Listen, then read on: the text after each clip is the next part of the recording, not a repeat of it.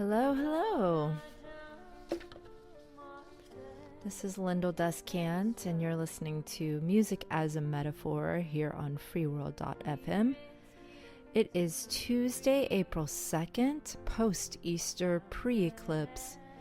We got a lot going on, folks, so let us get started today. We are going to be talking about Beethoven. So I brought him up last week, and we didn't have time to go into an amazing revelation that I've had about him and his work, including something called bone conducting, which is a way that we hear, and it might be part of the puzzle with what's happening with voice dysmorphia, something that I've had a lot of response to. A lot of people can relate to this phenomenon, a term I coined, so we'll get a little bit into all of that. We're going to practice some active listening today as well, and finish up some of the discussions that were started in the previous weeks, such as what's going on, the ongoing saga with P. Diddy, the wider implications of the music industry because of what's coming to light. And also we'll get into a little bit more circling back to psychedelics and the music experience, and where I'd like to take this show in regards to giving some practical information about music and how to improvise. So this is Lyndol Descant. I'm a singing pianist, music teacher, a bit of a Renaissance woman, and it's very hard for me to keep from singing. So, all right. So that's my theme song that I'm working on. I really haven't gotten a chance to work on the production much since last week's, basically in the same place, which is rough vocals and string section and piano that's been a little bit edited, not really mixed, not mastered. So since last week, it has just been nonstop for me. Things have been going nonstop in the sense that I took a lot of time off to really focus on the Easter weekend, get some nature time in.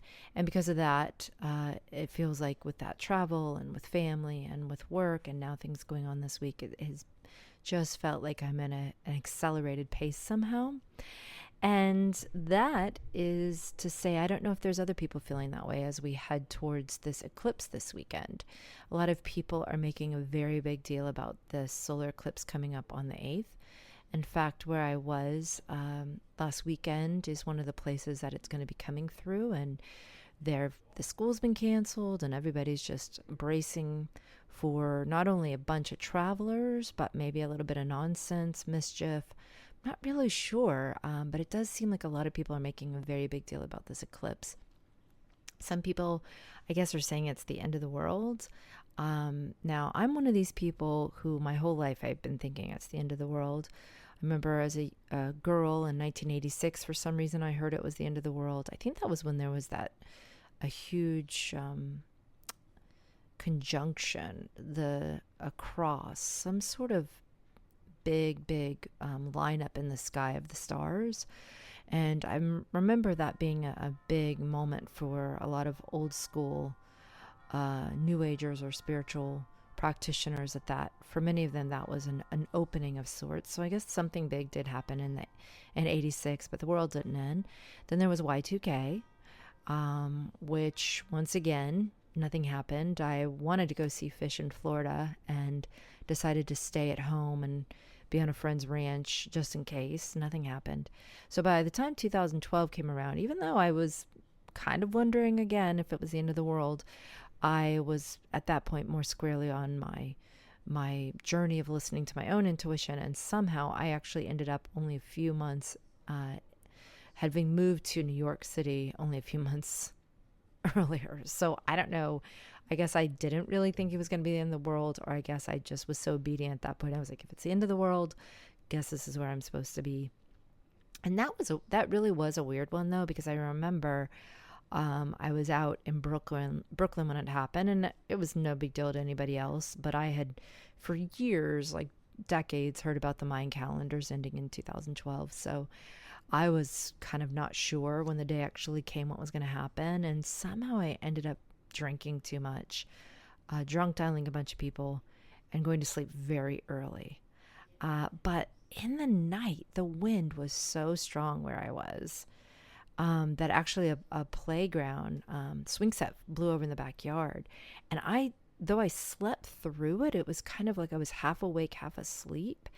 And it was such a strange event. And then when I woke up the next day, it was this very strange feeling like something had happened, but nothing had happened. I don't know. And then I don't know if you've ever heard of those theories that actually the world did on 2012, but we just don't know it yet. And so we're kind of in a collective ghost situation, I guess, and things are slowly deteriorating. And that's why everything has gotten like progressively more crazy since 2012. Another notion is that even though the Mayans predicted up until that time, because it wasn't the end of the world, it was the end of a certain age and the beginning of a new one, I guess, the age of Aquarius. And so it doesn't happen overnight. It's when you're talking about tens of thousands of years, it happens more as like we turned a corner. And that is interesting because since 2012, things have seemed to go like progressively crazier and crazier. So back then, whenever I would think it was the end of the world, I was in many cases the only one. And also, there wasn't really the evidence. Everything was kind of normal, or it seemed normal, and society was functioning. But it's a little scarier these days when people start saying it's the end of the world, because honestly, it's conceivable with how weird things have been if you're paying attention. So I'm not personally banking on April 8th being the end of the world. I don't really know why everybody's making such a big deal, and I've been too busy to really research it. But I do think that these things can have an impact on us, and I'm feeling something. Something does seem like it's accelerating, and honestly, long ago I've sort of made peace with the fact that, I guess made peace with death. And they say if you try to save your life, you lose it. So if it's the end of the world, I'm not really going to change my routine. I'm just going to go ahead and try to live my best life up until that point. That's something that I remember. I was on an airplane and something happened on the airplane, and I thought this might be it. It was bad turbulence. This was a while ago, but I was drawing on the plane. I was on my way to go do music somewhere. I just felt like if I go now, I'm okay. It's like when I wasn't on my path, or I wasn't living a life that I felt good about, that death was so scary. But somehow when you're kind of living your day to day in a way that you feel like is what you're meant to do, it's not maybe what anybody else would want to be doing, it's not anything else that anybody's envying, but it's something that you feel right doing, then I think you can make peace. And I think we kind of have to, because the real truth of what they say is that nobody really knows. And I believe that's true. Nobody really knows. And people on YouTube and on podcasts these days are making a living by saying they know. But in reality, I don't think any of us really know what's happening. In fact, a true definition of a prophet is somebody who merely understands what's going on in their time period. It doesn't always even have to be looking forward. It's hard enough to be aware of what's actually happening in the bigger picture while you're alive on the earth. And who can do that? Who really is that attuned and aware? And only time really tells. Because a lot of people say they can. A lot of false prophets, as they say out there these days. So we'll see what happens with April 8th, but in the meantime, maybe it's just motivation to make sure that your life is in alignment, which I spoke about a lot last week, as I presented a song, Will of God, a song that I wrote many, many years ago with the intention of being a mantra to help me to get in alignment. And it's been a long time coming. It's been a very slow moving that direction, and I continue to move that direction, but the momentum is going for me now, and I share that song in that spirit, because that's really all we can do, is to spend our days getting more and more in alignment with a place of unity, a place of love, a place that connects us with our brothers and sisters rather than separate us. And in that space, death isn't quite the scary threat. In fact, fear very much loses its power when we connect to the truth of who we really are, which is that we're not alone, we're not lonely, even though there's an epidemic of loneliness out there. We're more than who we think. And it's up to us to remember that, to do the work to remember that. So that's why I want to bring in Beethoven today. I will be honest, this is cliche. Beethoven is very cliche in music, and in particular his Ode to Joy, which is what I'd like to speak about today, is very cliche. I am not a lover of classical music. In fact, because classical music was a lot what I heard when I was young, I really didn't get into music, like really love it, until more, as I mentioned last week, I heard improvisation and more jazz type of music. Classical music with large, orchestras, it's just never been the thing that grabs my soul. But the more and more that I study music, the more and more I become open to almost all styles of music because I just love music. And I guess it makes sense that I would come back full circle. Many people study classical when they're young and then they move on from there to other places. And maybe I'm just always been a bit of going my own direction. So recently something's happened. In fact, the last 2 weeks, something has happened that really opened me up to Beethoven, and in particular his Ode to Joy, which I've had probably, 300 different students play, if not more. Ode to Joy, it's one of the first songs that children learn on the piano that they really enjoy playing because even as a simple melody, it's beautiful, but it is very simple melody. It's easy for people to play. So we've played it so many times. But music is like this. I've heard it so many times, but it came alive for me a few weeks ago, and I'll explain the reason why. I write music on a commission basis with the idea of music being medicine. Not that it's going to cure somebody or completely heal them, although that would be lovely, but with the intention to just be a solace. And in particular, I was writing for somebody a few weeks ago that will be progressively losing their hearing the same way that happened to Beethoven. Most of us are familiar with the story, but to refresh the details, he was at the height of his career. It was like 28, was becoming a really rising star at that point, and suddenly realizing that his hearing was starting to go and that it was progressively going from, I believe it was 1803 until 1812. And so by the time he wrote and debuted Ode to Joy, which was part of the Ninth Symphony, which is about an hour and a half of music, and Ode to Joy is in their kind of the climax of it, he was completely deaf by that point. Now, many of us have heard this story, and it's just like, wow. And my assumption this whole time was that he was able to do that because he understands the mechanics of music, and he was so well versed in it that he could basically hear it in his imagination and know exactly. And this is one of the points that I'm going to make over and over again, and that I want to bring in as part of this show, is explaining that once you understand the theory behind music, the music theory as to the scales and the chords and how it works together, it is like a puzzle. And I could honestly very easily conceive of how he would be able to compose music without being able to hear it. That wasn't out of, that wasn't so far out there, in my opinion. And that's truly what I've thought this whole time.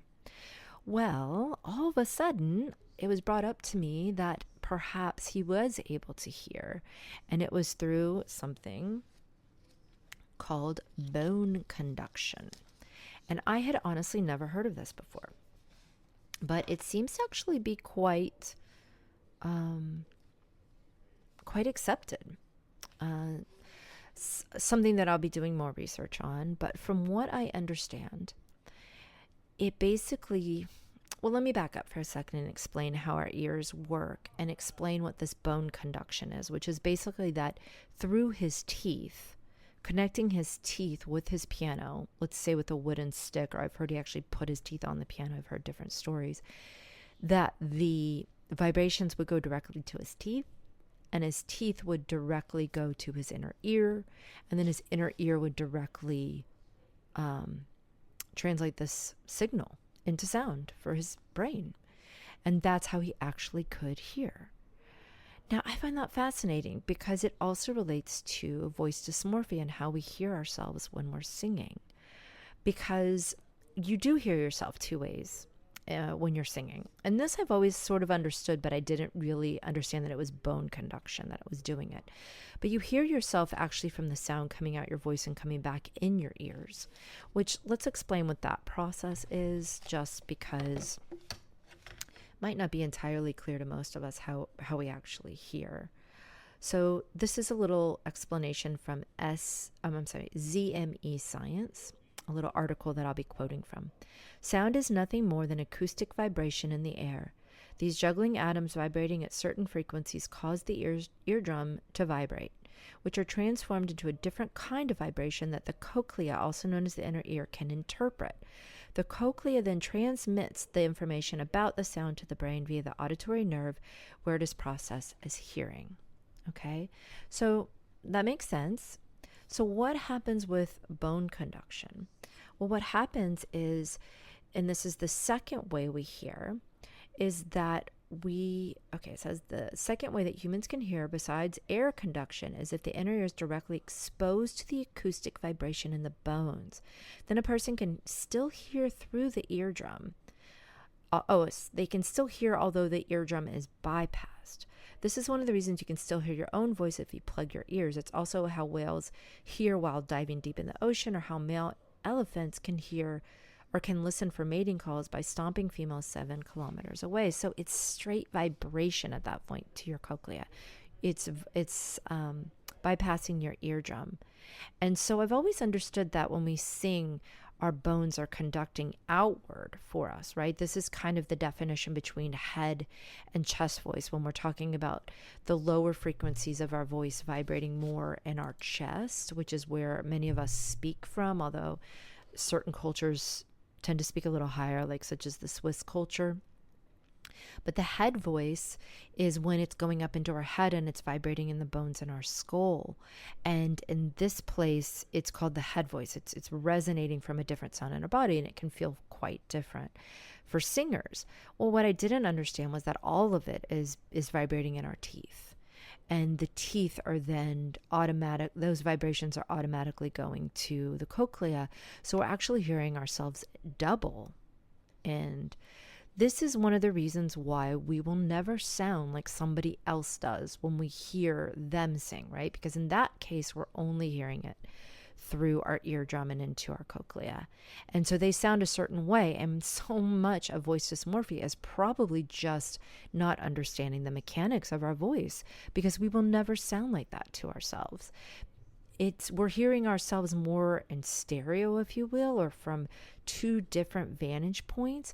And what makes it even more interesting is that the lower sounds, the lower vibrations, the lower pitches are going to conduct better in our bones. And so this is why even when we hear recordings, it doesn't sound right, because compared to how we hear ourselves inside of our head when we're singing, when we hear ourselves in a recording, it's going to sound higher or different because it's not the same. So this explains a lot of voice dysmorphia to us, that it's not even only a psychological component, or in some ways our psychological component could be taking it and running with it, right? It can be so frustrating, especially for a perfectionist, which is a huge block that we'll be talking about multiple episodes coming up, because perfectionism is probably the biggest block to people doing music. But if you're trying to sound like somebody you hear on the radio or one of your friends, and then you can never do it, you might be concluding I'm not a great singer, when in reality it's just because you're hearing yourself differently because of bone conduction. Fascinating. I find that absolutely fascinating. I think it's amazing that you can be studying something like music and always be learning new things. Always be learning things that just give you a paradigm shift on your own voice, your own music practice, and music in general. So I found all this out by, doing a little bit of a dive into Beethoven. I was exploring him because when I was writing this commission piece, as I mentioned, for somebody who is going to be progressively losing their hearing, I felt a very strong, I guess I'm going to say, pressure that just the way somebody who goes blind, they're then relegated to the memories of what they saw when they could still see, right?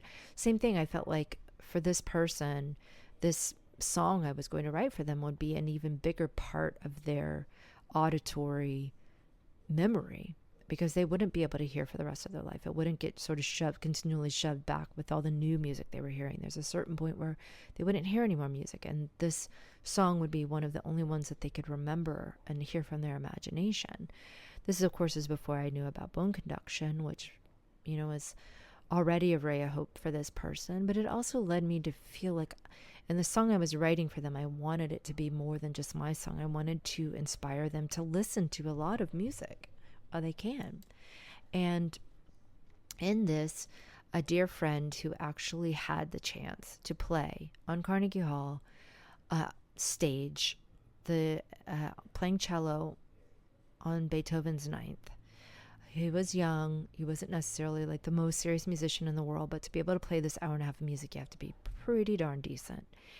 And he said the experience that he had was something that will follow him for the rest of his life. Being up on stage amidst those musicians for this piece of music was absolutely indescribable. And the joy that was created was real.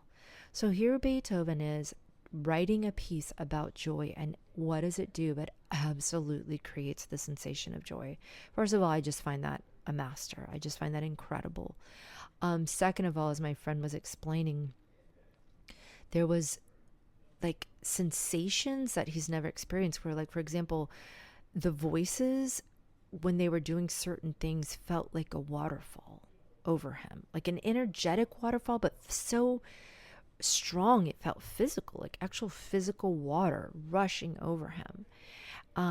And because of that, I sat down and listened to on YouTube I didn't quite get the beginning, but the piece, the full hour and a half.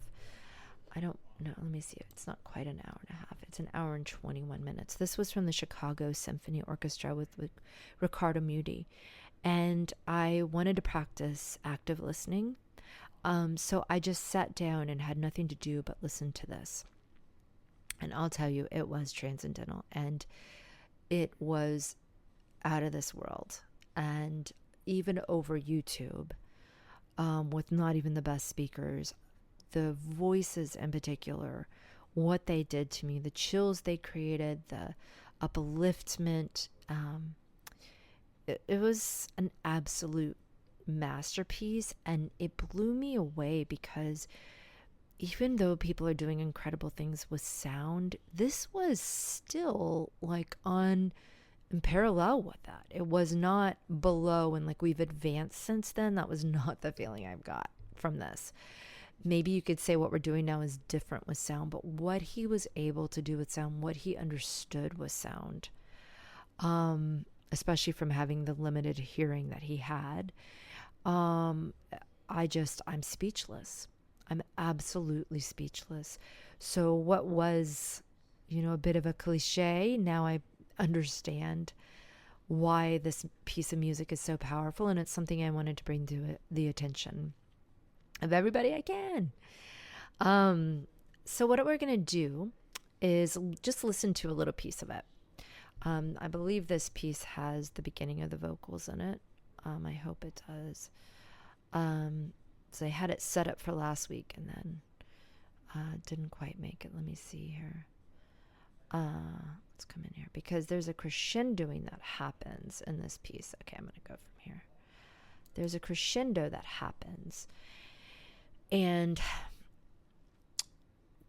this is something that I've heard recently about how you should live your life in crescendo, like just continually becoming more and more online, more and more of who you are, more and more of your eschatological version, more and more enlightened, healing more and more of who you are, more and more free, so that you can just be a human, just full charge. Because none of us really, I think, understand what human potential truly is at this point when we're back in alignment and in harmony.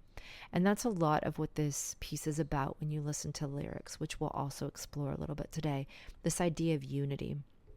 It's gotten so tricky to discuss God these days, and so much of the music that we listen to really isn't about that these days. It's much more secular, and it's much more about the materialistic world that we live in our circumstances.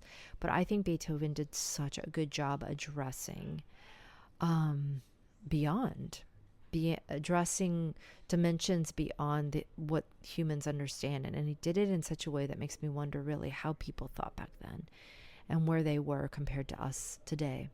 So what we're going to do is practice a little active listening. As I mentioned last week, active listening is a great way to meditate, to bring your brain back into focus, and also to start to get more in touch and back in alignment with who you are truly in your soul. So we're going to just listen to about 4 or 5 minutes of Beethoven's Ninth.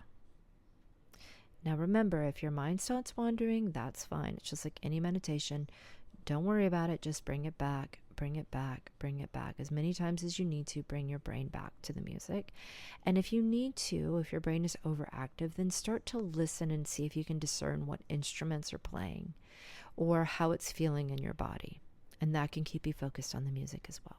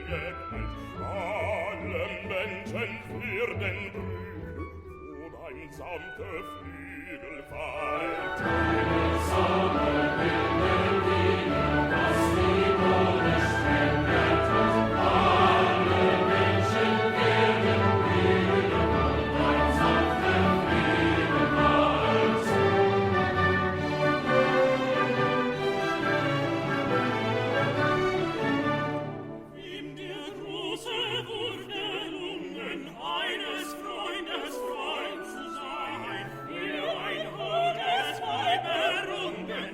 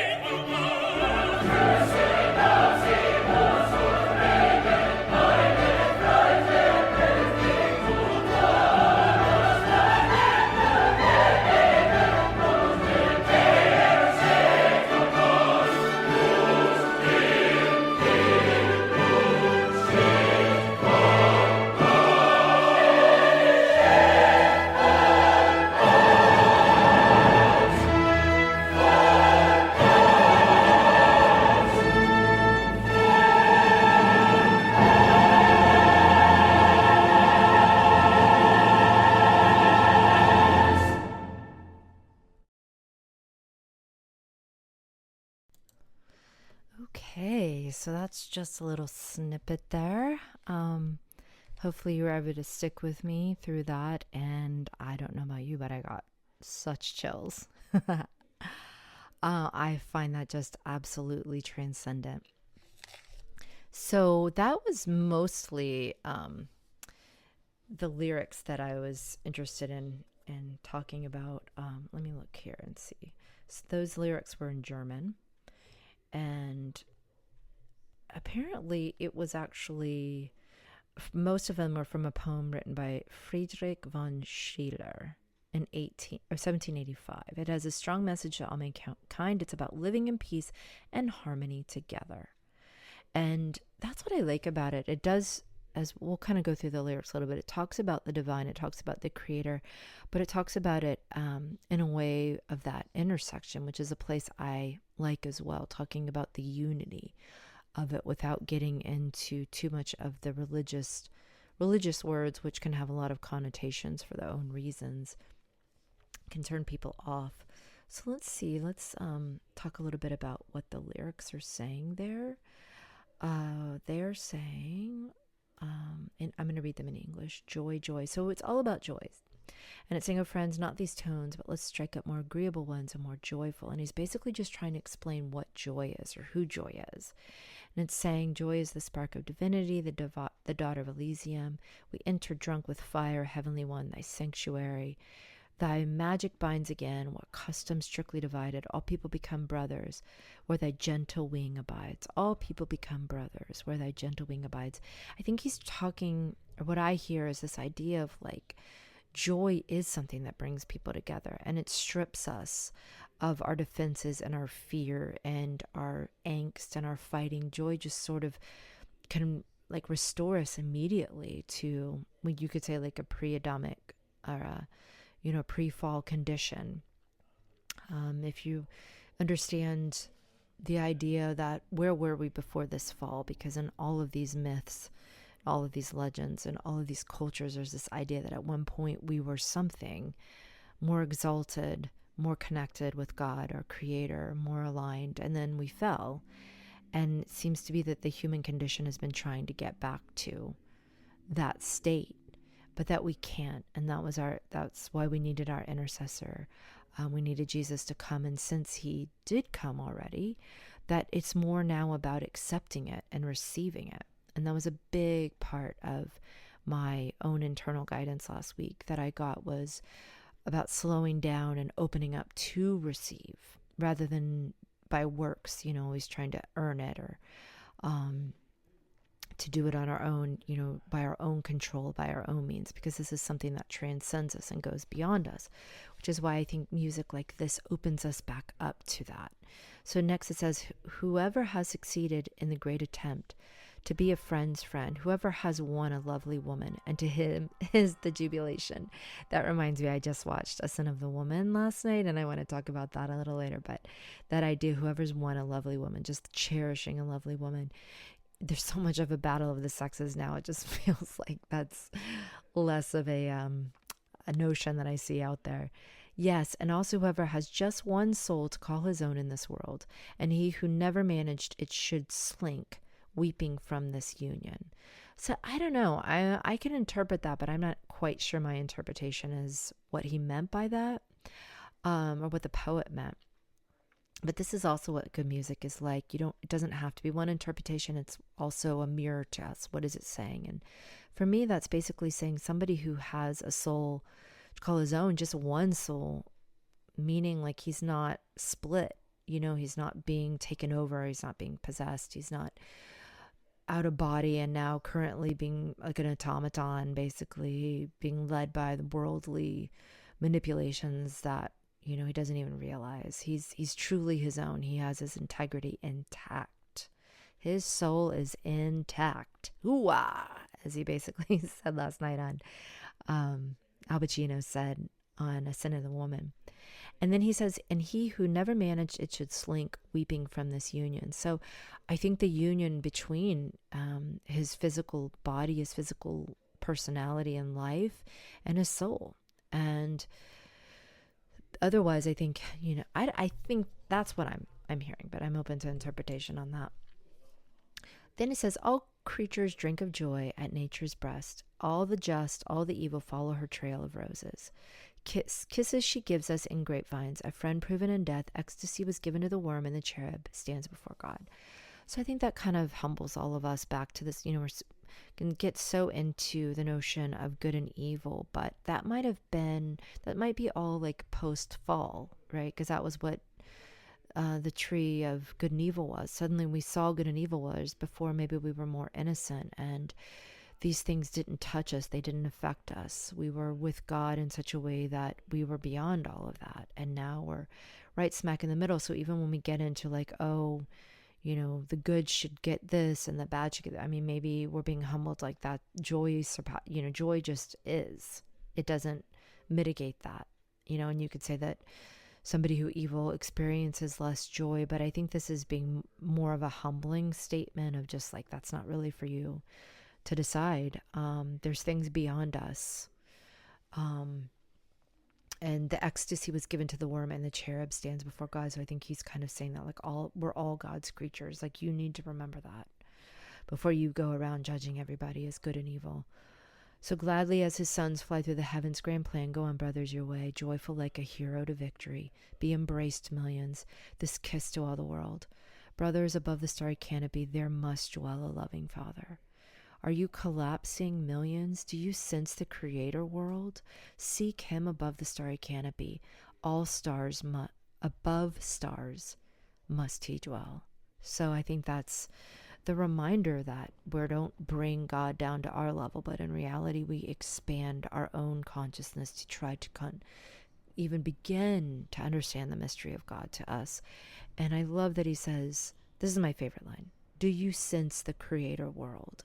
Creator. Do you sense the creator, comma, world, question mark? Do we sense the creator anymore? Do we feel his presence? I think that's a huge question that you need to ask yourself, and that the world should be asking ourselves. I think a great deal of society doesn't care. There's also a lot of talk that we've been purposely desensitized to being able to feel the creator at this point. And so many people, and I was one of them, who want to feel the creator, we can't. Our vibration, our lives are too mired in things that won't allow him to come close, because he is love. The creator is a vibration that, fear, if we hold on to fear in any way, he cannot approach us. That's my interpretation. So I think that's an amazing question. And when it comes in the context with all these voices in this symphony, for me, it just opens me up and connects me not only with my brothers and sisters in this time period, but with my brothers and sisters in the past, with the human experience, reminding us to be curious about God, to try to sense him, and to remember, seek him above the starry canopy. Above stars he must dwell. So he's bigger than us. He's not in this world. You're not going to be able to find him on YouTube, or you're not going to be able to find him in a politician. He's bigger than that. He's those things. He's all things. But he's so much bigger than we can imagine. And I feel like Beethoven used sound in addition to these words to really express that idea in a way that I'm unable to. I can kind of summarize here and give you my interpretation, but really what's important is that you listen to this piece of music and you see where you go with it. Because most of this stuff is beyond our ability to discuss, in my opinion. But it's fun to try. It's super fun to try. So yes, that is what I wanted to bring up with Beethoven Ninth. And I want to circle back to the idea that because he was losing his hearing, because he spent so much of his life knowing that he was going to be losing his hearing, I think that made him all the more appreciative and go all the harder at using sound and exploring sound in such a way that is still to this day incredibly innovative and quite rare. I mean, it is so amazing that he had all that in his head when, modern composers are using so much digital components to do things. So we might be doing something equally complicated and interesting, but we're using computers to help us to do it. He did it all on his own, without even the use of his hearing, right? In many cases. other than being able to feel the vibration through the piano and maybe singing too. They didn't mention that, but if he was a singer, maybe in his own voice, he could hear it. So I find it incredible, and I think it's a testament to the human experience. I think it's a testament to using hardship and turning it into a blessing in your life. And that's certainly the message that I want to send out today, and would highly encourage you to sit down and listen to this hour and 20 minutes of music and see what it says to you. And I'd love to hear from you. Many ways to get in touch with me, and I guess we'll take a little break from topics to just discuss some of those ways you can get in touch with me before we go on to a few more items of interest for the day. So my name is Lyndol Descant, and my first name, Lyndol, is my website. So you can get me there at lyndol.com. Most of my links are there, if not all. I'm working on that, but they should all be there. So anything you're looking for, you can get me there, and you can direct message me there. I do offer for 45 minutes free consultation for musicians, composers, artists.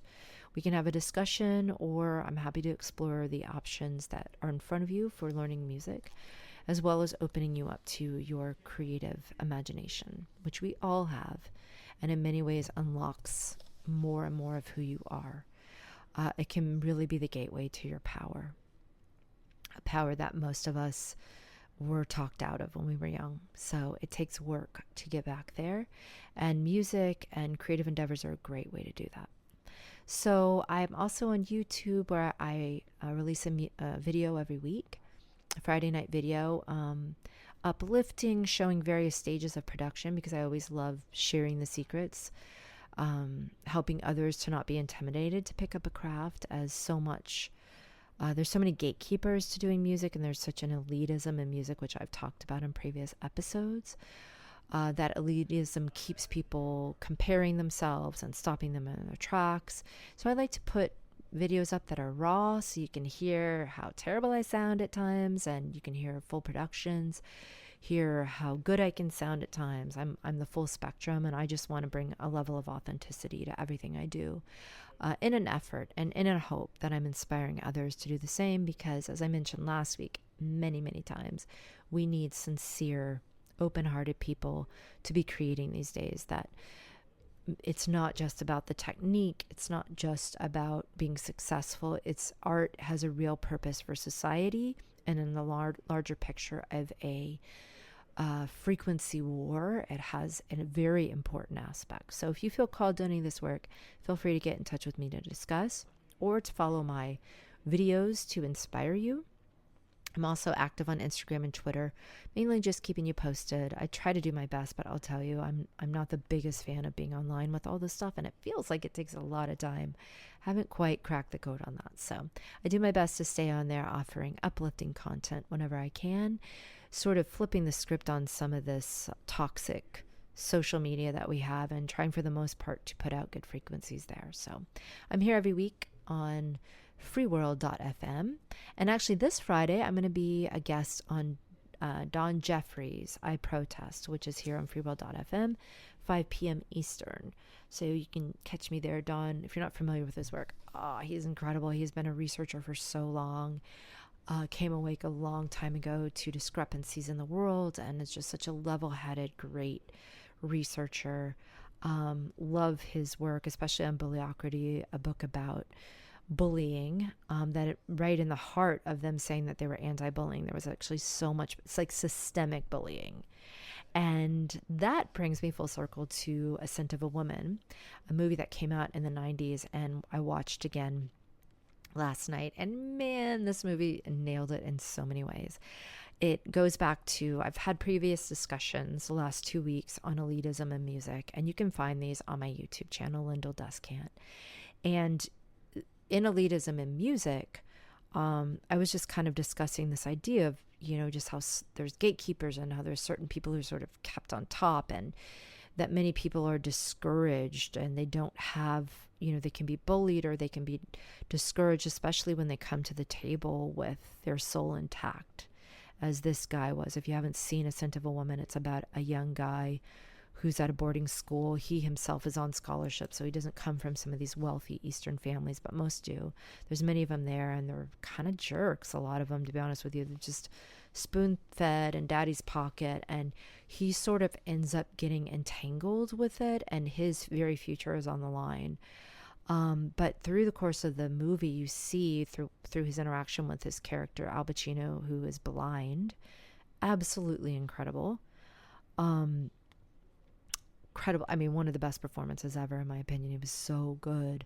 You never even question if it's Al Pacino. I mean, the whole time you just watching, and Chris O'Donnell is the guy. You're just watching these two characters like, oh, it's excellent performance. They don't make movies like this anymore, in my opinion. And basically through their interaction, he comes to realize like he's a bit naive about the world. His own heart, the young student, his own heart is in such tack. He has such integrity, which is such a good thing. And really, these are the people we should be promoting as the leaders of our society. But as Don Jeffries talks about, they're in reality the ones that get bullied and pushed down and their soul squanched, or as Al Pacino says in this movie, their soul is amputated. And through discouragement and people who do not have their souls intact at all. In fact, many of them I would say are dead-eyed people. That's what I sometimes term it, where their soul seems to be very far from their body. Like somehow the choices they have made, they just don't have that inner spark anymore. And maybe it's because of the families that they're raised in. I mean, I think that it can be a real curse to come from a very wealthy family and to have everything materially but nothing emotionally. It can create some really shallow people. And in this particular movie, the case was being made that these were the ones that were being groomed to be the leaders of our society, and that they not only were not being punished for this poor behavior, this lack of character they were showing, they were actually being excused and promoted, whereas the guy who was actually showing character and integrity and making the hard choices, he was being punished for it. And that was exactly what I was kind of hinting at last week. This was 30 years ago, right? This movie was out 30 years ago. Well, I think we're seeing the result of these leaders being in place. I think we're seeing the result of what I spoke about maybe 2 or 3 weeks ago regarding the difference between character ethic and personality ethic. Personality ethic being very surface and people who are great at image, but they really haven't taken the time to learn the character. And the character ethics not being valued in our society. So people who do have it, they end up really being on their own. And it's sort of the Agent Smith from The Matrix, which I think was just had its anniversary maybe yesterday. This notion of like, when you do show up with these characters, when you do actually do the hard work to build character, you vibrate at a different frequency. And that is irritating for people who don't want to do that themselves, who would rather take the easy road. Because let's face it, building character is not easy. As Al Pacino said in this movie, he, without a doubt, knew every time what was the right road to take, and he didn't take it. Why? Because it was too hard. And it is not, in this world that we live in particular, it is not easy to choose the higher path, to take the higher ground, to choose your integrity, to choose love, to choose unity, and not have it be about yourself or the selfish thing. So I loved that movie because, and I recommend it for anybody who sort of needs a bit of encouragement, which I was trying to give last week. But I know if I don't know you personally, it's not going to come across as well as I'd like it to. And this is part of the reason that you can come to me, for a 45-minute free consultation, and maybe I can give you some more one-to-one encouragement because you need it.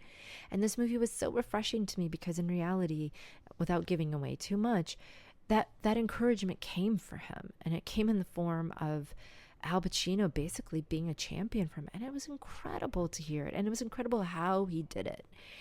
Oh, it just pumped me up to, just such a degree. So I wanted to bring that up because as a coincidence, it just sort of came across my plate and perfectly illustrated many of the points that I've been trying to make. And just sort of showed me like people were pointing all this stuff out 30 years ago. And we have only headed more this direction. And in many ways, we only seem to be heading more this direction. Many people talk about there being a bifurcation where there's people that are just continuing to pick up speed and heading that direction. And there's many others who long ago stepped out and started to take the road less traveled. And maybe we are finding each other now. Maybe maybe that is the time period. Maybe we can start to encourage each other, and find a way to be each other's champions. And I certainly hope that this show can do that for you. And I hope to put out content and to do more things going forward in the future that can do that. But as I mentioned last week, it's a little bit scary because it feels like many times when those movements happen, they get co-opted so quickly and they get turned into something completely the reverse of what they started out to do. And, that is maybe a topic we'll get into another time, because sometimes I really wonder if it's like the Matrix kind of thing, like a Whitico virus, that it's not just some person or some agency, or, it's not on a physical level, it's on an energetic level that people get targeted once they really start to get some momentum or get things moving. We certainly have many, many, many cases of that happening in history. One of them I would say would be Bob Marley. If you don't know the story of Bob Marley, that's an interesting one about how, how many people or many leaders, when they really get to that point of unity, which is about truly bringing people together, which is where I think our power is, that's when they get taken out. And they get taken out in ways that just almost seem supernatural. But also, there's so many great researchers that have been showing how it could actually just be possible, that it's the whole idea, the whole notion of conspiracies.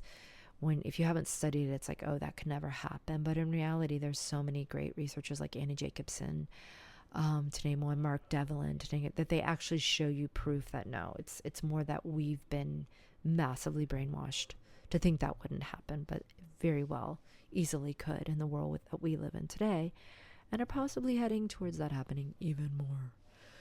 So for that reason, this is about picking up your instrument. This is about focusing on your own vibration and bringing yourself into alignment, because when we stand in our power, then all of that stuff seems silly. And I have to admit, I personally have turned a corner. Easter weekend was a really wonderful weekend for me to get to a place of learning to rest and be in a place of alignment and certainty. And in that place, fear just doesn't root, It's taken a lot of personal work for me. I hope it's not that much work for everybody, but I can be a little dense about some of this stuff.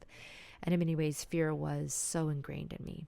So I'm not going to say I'm completely past the fear, but I think that it's about, when it does come up, knowing things to do to transmute it. And one of those things for me is music. Either listening to music, playing music, composing a song. I do have other creative endeavors that I enjoy as well, such as photography and painting. More recently, nature does it for me. Always, always, always. Nature. I get out in nature, and it might not happen immediately. Sometimes it takes more like 24 hours, 48 hours. Sometimes it's a few hours. It will reset me. There's so many. Once you get out of the mindset of how hopeless everything is, then so many things conspire the opposite direction to help you. And that was the final message of that movie. And it was something that was really coming to me a lot last week, is not to give up. You just can't give up. No matter how hard it feels, perseverance pays off. And all of us need reminding of that, especially now. So real quick, we don't have a super long amount of time, and really I don't want to dwell too much on P. Diddy, but there has been some more news that have come out as more and more people are sort of falling into his web and being implicated. All of this is allegedly still, but I'm starting to understand that there's some real ties to the Epstein situation, in which you have a sexual predator setting people up under the guise of just, oh, this is fun and partying, and this is what success looks like, but then recording them and using them for blackmailing purposes. This is a theme that when you study this, the upper echelons, the elite, spy agencies, 3-letter agencies, you find this tactic has been used a lot in the last 60 years or so. So that seems to be coming to light. And one of the things I thought was interesting, and I don't know, people seem to be singing. When you've been researching this stuff for a long time, there does seem to be an acceleration in the last 6 months or to a year of specifically the music industry and specifically the rap or the hip hop industry, a lot of whistleblowers, a lot of people coming out, a lot of people have already said things, and then now that this is coming out, they're going back and showing all of the recordings. I mean, I guess you have to sort of be on that algorithm if you're not there, but if you are, man, a lot of people are coming out. And I heard Ice Cube say that public prisons are owned by record label execs. And that goes back to what I was talking about the whistleblower from the 90s saying that there was an absolute conspiracy to get rappers to focus on thug life and glorifying thug life with people who were, at the time, I think under Clinton, prisons were going private, who were going to make a big profit on filling up their prisons. It's very racist, to be honest with you, and it's ugly. And I'm not saying it is for sure, but it was funny that I saw that headline this week. So there actually might be some movement on that. If he's correct, if that allegation is true, then I think that whistleblower from the 90s is a bit vindicated. So we'll see. I encourage you to sort of like look into some of that and to remember that on the local level, you have people playing music that are probably not involved and stuff like that. So go local, go if you have friends and family that are musicians, listen to them, encourage them, ask them to play music. If you yourself want to pick up an instrument, do it. Now's the time, because the music has got to keep going. And in many ways, it was corrupted a long time ago. We've been all listening to some pretty corroded music, because the truth is that at its core, music is vibration. So who somebody is, who their character is, what their vibration is, what they're doing in life, all of that is coming out in the music. Do you want to listen to that music? Is that the vibrations you want to be exposed to?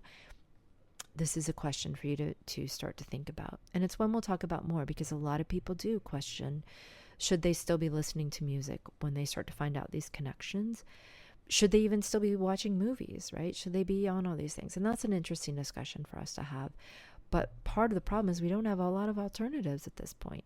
So grassroots movement, let's start to create music that's coming from a consciously loving place. That's about unity. That's about upliftment. That's about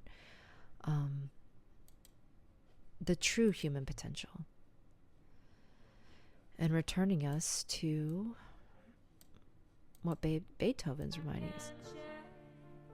A place where we can actually sense the creator, and that we're creating in dialogue with him, that our lives are in dialogue, and that we're constantly helping our brothers and sisters to strengthen their connection with it. And from that place, we all have what we need. We're all safe. Even evil, it can't make us tremble, It doesn't have any power over us. There's a certain place, and I'm not saying I'm there per se, but I do know that it's possible to get to a place that we transcend this world, and that we're in this world, but we're not of this world. And the more of us that do that, the more of us that can do that, it becomes more and more possible. So on that note, we're going to wrap up music as a metaphor for today. And next week, we will be back with all kinds of topics.